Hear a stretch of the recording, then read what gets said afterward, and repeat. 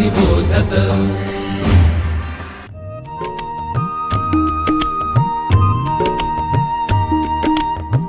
विवेकी अक्षर विवेकी लेखन सुश्राव्य वाचन श्रवणार्थ चरित्रे संस्कारी धीरवीर गाथा रम्य बालकथा अनुभवा अमृताचे शब्द थोर आणि सान सगळ्यांचे कान आनंदावे चालता बोलता ऐकावे पहावे ज्ञानी होत जावे सहजची।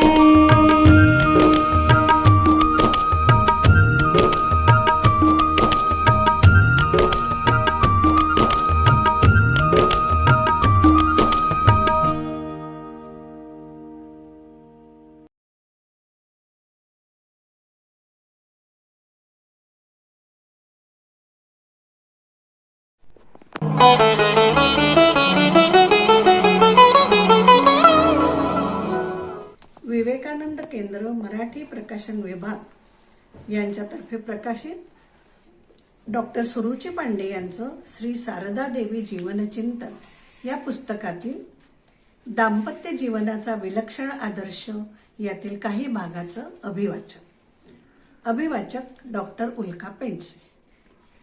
श्री रामकृष्ण आणि श्री शारदा देवी या दोघांच्याही जीवनातील जे चिरंतनत्व आहे ते आपण समजून घेणं गरजेचं आहे। आध्यात्मिक पातळीवर असलेली त्यांच्यातील एकरसता अलौकिक आहेच, परंतु गृहस्थ माणसांसाठी त्यांनी दाम्पत्य जीवनाचा जो सुंदर आदर्श घालून दिला तो तर आधुनिक काळाच्या ओघात खूप महत्त्वाचा ठरतो। लहानशा व्यक्तिगत वर्तुळापासून ते विश्वमातृत्व भावनेपर्यंतचा विकास ही साधी सोपी गोष्ट नव्हे।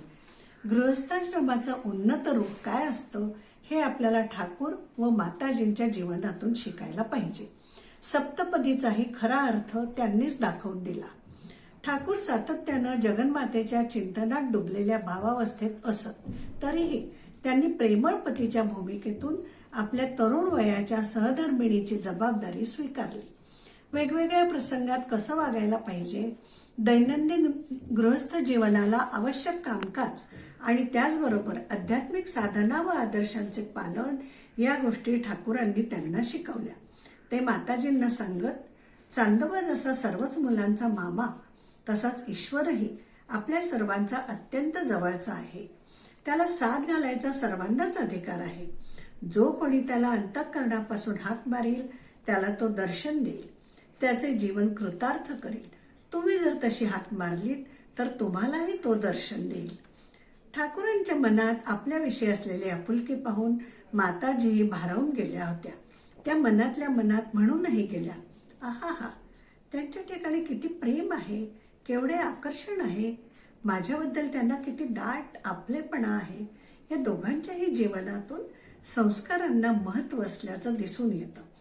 परंपरा संस्कार यांना जपत त्यातूनच मोठं सुधारणावादी पाऊल टाकण्याची अफाट क्षमता त्यांच्यात दिसते।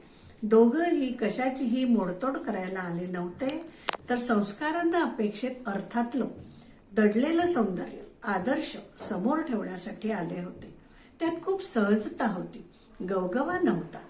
श्री रामकृष्ण आणि श्री शारदा देवी दोघेही कर्मठ ब्राह्मण कुटुंबातील होते। त्या काळात बालविवाहाची प्रथा होती हे तर आपण पाहिलंच, पण गंमत अशी होती की या दोघांनीही एकमेकांची निवड स्वतःच केलेली दिसते। मंदिरात आपले छोटे हात उंचावून श्री रामकृष्णांकडे निर्देश करणाऱ्या श्री शारदा देवी एका बाजूला आणि जयराम वाटीच्या रामचंद्र मुखर्जींची कन्या गवताची काडी बांधून राखून ठेवलेली आहे असं स्वतःहून आनंदानं भावावस्थेत श्री शारदा देवींचा निर्देश देणारे श्री रामकृष्ण दुसऱ्या बाजूला आहेत। त्यामुळे खरं तर दोघांच्याही बाजूनं हे स्वयंवर असल्याचे दिसते। वरवर पाहता हा योगायोग वाटू शकतो, पण काही विशिष्ट दैवी हेतूनं ही आपापसांची निवड झाली यात शंका नाही। परस्परांच्या इष्टप्राप्तीत सहाय्यक होणं या हेतूनं ठाकूर माताजींचा विवाह होता. दोघांनाही आपापल्या स्वतंत्र सामर्थ्याची जाणीव होती, पण विवाहातून सहव्रती असण्याचा आदर्श त्यांना लोकांपुढे ठेवायचा होता. सप्तपदीतील 7 पावलांचा प्रतिकात्मक प्रवास खरं तर त्यांच्या आयुष्यात किती सार्थ झालेला होता. ईशे एकपदी भव हे पहिलं पाऊल संसारातील प्राथमिक गरज म्हणजे अन्नाची गरज, ते पाऊल प्राप्त करण्यासाठी त्वं मे सहव्रता भव असं म्हटलं जातं. ठाकूर त्यागनिष्ठ होते, परंतु आपल्यानंतर माताजींचा चरितार्थ कसा चालेल हा विचार त्यांनीही करून ठेवला होता. त्यांनी एके दिवशी माताजींना विचारलेही, तुम्हाला नेहमीच्या खर्चाला किती रुपये पुरतील? माताजी संकोचाने म्हणाल्या, असेच दरमहा 5-6 रुपये पुरतील.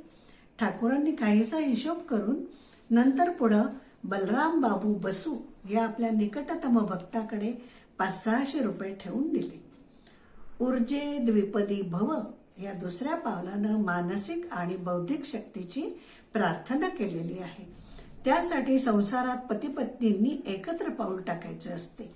माताजी म्हणजे यथाग्निर्दाहिका शक्ती रामकृष्णे स्थिता हिया असं स्वामी शारदानंदांनी म्हटलं आहे. ठाकूर आणि माताजी ही एकाच शक्तीची 2 रूपं होती. माताजींसारखी सात्विक पत्नी सहधर्मिणी असल्यानं वैषयिक भावनेचा स्पर्शही झाला नाही.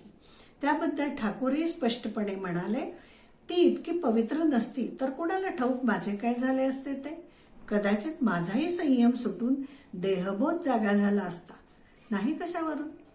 ठाकूर माताजी आपल्या स्वरूपाबद्दल अंतर्यामी पूर्ण जागरूक होते, परंतु लोकांच्या कल्याणासाठी त्यांनी अशा उद्गारातून दिशा दाखवण्याचे काम केलेले होते. रायस्पोषाय त्रिपदी भव हे तिसरं पाऊल म्हणजे रई म्हणजे संपत्ती मिळवण्याच्या बाबतीत वरानं वधूला केलेली विनंती आहे. ठाकूर माताजींच्या जीवनात लौकिक संपत्तीला फारसे स्थान नव्हते, परंतु आध्यात्मिक संपत्ती मिळवण्यासाठी दोघंही एकमेकांना अनुरूप होते हे दिसून येतं. एकदा लक्ष्मीनारायण नावाचे मारवाडी भक्त ठाकूरांना 10,000 रुपये द्यायचे म्हणू लागले. ठाकूरांना पैशाचं नाव ऐकूनही माथ्यावर करवट ठेवल्यासारखे वाटू लागले. ते व्याकुळतेनं जगन्मातेची प्रार्थना करू लागले. मग त्यांनी माताजींना परीक्षा घेण्यासाठी हाक मारून विचारले, हे भक्त मला पैसा देण्याबद्दल विचारत आहेत. मी त्यांना नकार दिला तर ते तुम्हाला द्यायचे म्हणत आहेत, मग तुम्ही का घेत नाही? माताजींनी तत्क्षणी उत्तर दिलं, ते कसं शक्य होईल? पैसा स्वीकारता येणार नाही. जर मी स्वीकारला तर तो तुम्हीही स्वीकारल्यासारखंच होईल.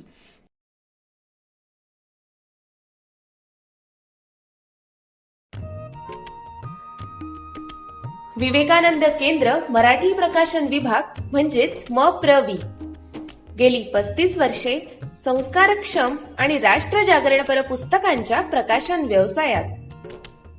135 हून अधिक पुस्तके, 10 लाखांहून अधिक प्रतींची एकूण विक्री, कार्यकर्त्यांना उपयोगी पडेल अशा माहितीची विवेकशलाका आणि केंद्राच्या देशभरातील कार्याचा परिचय करून देणारी कार्यदर्शिका.